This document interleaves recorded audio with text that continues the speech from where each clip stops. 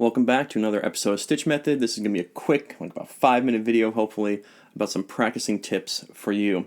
This is more of a beginner intermediate lesson and just some advice that I have told a lot of my students, whether it be FaceTime students or in person, to do to help them get better. The number one advice that I say to every single person is take your eyes out of your playing. And what I mean by that is when everybody, me, you, we're learning guitar, it is essential for us to find the frets and play and use our visual markers. I mean, we do have visual markers on this side. You also have visual markers on this side of the neck for us to look at. But when you look at professional players, some guitar players, a lot of guitar players, they don't even look at their guitar for a while when they're soloing. They kind of stare off into space. And if you think about a trumpet player, you know, they're watching the music and they're playing. Piano players, they get to watch music. They can kind of keep peripheral view on their hands. Harp players don't look at their hands. They're reading music and they feel it. The whole idea is that your physical touch on this instrument should be developed in such a way that it's giving you a real-time feedback as to whether or not you are hitting the right notes, whether you're timing everything correctly. And if you get your eyes in the game, if you get to a point where you can play a song and you're still watching your fingers, you're actually delaying your processing speed. So what do I mean by this? Well, if you think of a drum beat clicking, you know, those beats are there. They are not being pulled back. They're not stopping. They're going to be there. So if you want to practice your timing, your technique about getting better, you have to take out as much processing power, well, not power, but delay as possible. When I'm looking at my notes, what happens is my visual confirmation is directing my finger, boom, and then it's sending this loop down, and we get this like biofeedback loop based on our eyes, which is not as good as not looking and seeing if you can keep feeling the proper stretch or feeling where you need to be, taking your eyes out of the equation so that you can get your notes quicker and the feedback is actually coming from your fingertips and not your eyes.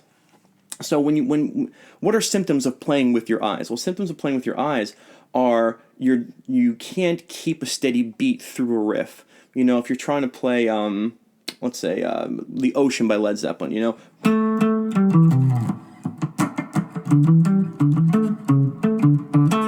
Okay, if you're playing that and you're watching the riff, bam, bam, bum, bum, bum, and your eyes are confirming as that beat travels, you might find yourself like, oh, I can't keep that beat.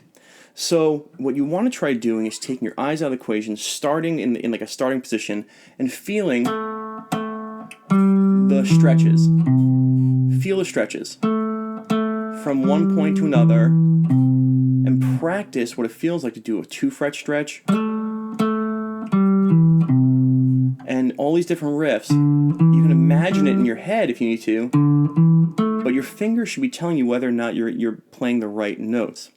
So how do you do this at home? Well, you pick a riff that you have trouble playing in time, and you take your eyes out. You start slowly, you play the riff without looking, and when you mess up, you stop, you go and you look. You see if you can play. If say you mess up here,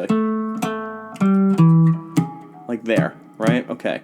Well, you play without your eyes, then you look, get the right note in place, look, and then you process it. You say, this is what it feels like. This is what my hand feels like at this moment. From my first finger staying down, I'm stretching. This is the stretch. This is what it feels like.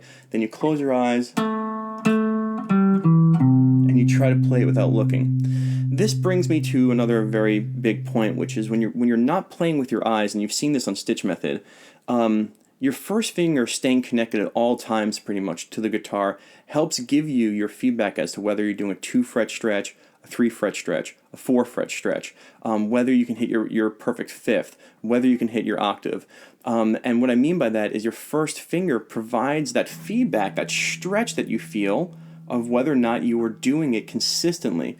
And so my number one advice for all of you, I know it's a very quick lesson, it's nothing huge and special in terms of like mastering the instrument, but if you want to start getting better, if you want to start feeling more confident, take your eyes out of your playing. Okay, so go do it. Go get your favorite riff, see if you can turn your head, and see if you can play it. Now, I'm not trying to do this to show off, but like I can sit, you know, and not look and play. And this is all based on the feedback of my fingers.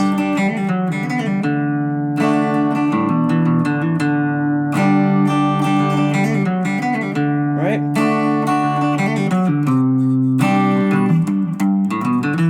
Okay, so I wasn't looking, I was feeling with my fingers, the stretching and everything.